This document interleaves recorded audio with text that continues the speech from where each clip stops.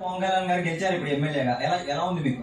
ఎలా ఉందంటే అన్న చాలా హ్యాపీగా ఉందన్న. చాలా కష్టపడ్డాడు. 10 సంవత్సరాలు అంటే మాటల. జగన్ రెడ్డి కూడా అన్ని చేయలే, అన్ని కష్టాలు పడలా. పవన్ కళ్యాణ్ అని పడినట్టు కష్టాలు. మౌనమ్మ గారు ఎన్ని కష్టపడ్డారు పెట్ట రైతులకి కష్టాజితం లేకుండా చేశాడన్న పవన్ కళ్యాణ్. పవన్ కళ్యాణ్ గెలిచాడంటే ఇంక మాకు ఇంకా సంతోషంగా ఉంది. పిఠాపురం పవన్ కళ్యాణ్ గురించి జగన్ గారు వ్యక్తిగత విమర్శలు చేశారు గతంలో. ఎలా చూడొచ్చాడు? ఇప్పుడు చేయమన్నా, ఇప్పుడు దమ్ముంటే ఇప్పుడు చేయమను. అసెంబ్లీకి రమ్మను. 13 సీట్లలో ప్రతిపక్షమే లేదు. ప్రతిపక్షం 21 సీట్లు. పవన్ కళ్యాణ్ ప్రతిపక్షం. అవతలవాడికి ఎవరికి ఇవ్వాల.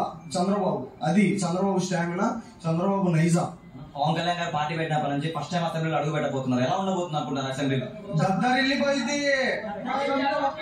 జనసేన ఉచ్చ పోసేసిద్ది. ఇంకా జనసేన అంటే మామూలుగా ఉండిద్దా, టీడీపీ అంటే మామూలుగా ఉండిద్దా? ఇద్దరు కలిసారంటే వారు వన్ సైడే.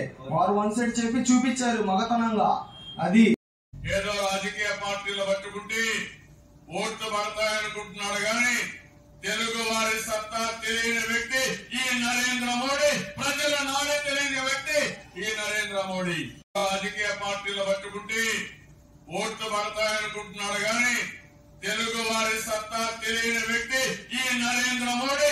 ప్రజల నాడే తెలియని వ్యక్తి ఈ నరేంద్ర మోడీ. జగన్మోహన్ రెడ్డి 170 170 అనేది అసలు జరిగిద్దా? జరిగే పని అసలు ఎక్కడైనా సరే రాజకీయాల్లో 175 175 ఎవరికైనా వస్తాయా? అట్లా వచ్చి చరిత్ర ఎవరికైనా ఉందా అసలు మన భారతదేశంలో?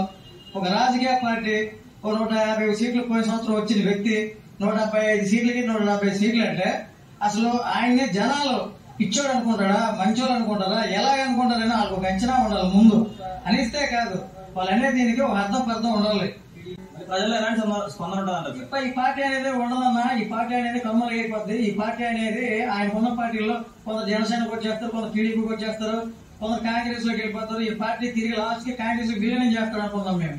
పవన్ కళ్యాణ్ గారి గురించి ఓవరాల్ చెప్పాలంటే ఏమనుకుంటున్నారు? సింపుల్ గా పవన్ కళ్యాణ్ అనే వ్యక్తి ఈ రోజు ఈ రాష్ట్రానికి ఒక దేవుడు లాంటి ఆయన, ఒక దేవుడిలాగా ఈ రాష్ట్రాన్ని కాపాడిన వ్యక్తి.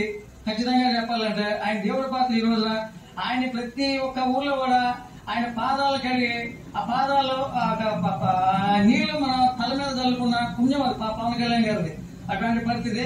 ఆయనకి ఎన్ని విగ్రహాలు కట్టినా తప్పలేదు. పవన్ కళ్యాణ్ అంత ముఖ్య పాత్ర పోషించాడు ఆయన.